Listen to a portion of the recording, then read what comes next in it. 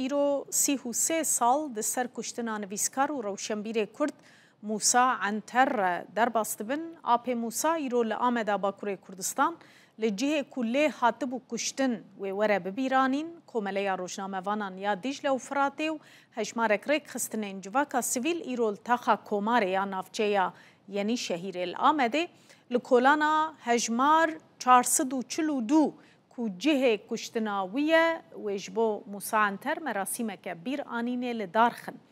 موسا عنتر نویسکار و روشنبیر کرد سال 1920 لگند زوینگ یه سرب نافچه یا نسیبینه و جدایک بویه لپاریزگاه مردینه در چوی کلیجا یاسای یا زانینگه هستنبوله بو گلک جاران جبر کردبونه حتا گرتن جارا یکی دما سرهلدانا دیر سمیده بو.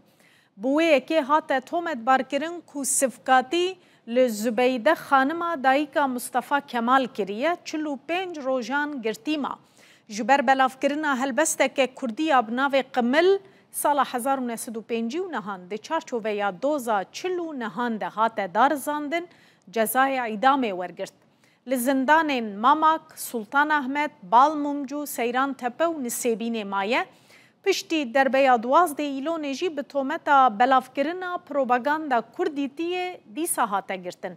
دجیان خود بگشتی 11 سال و 6 مهان آپ موسا د زندان دمایه.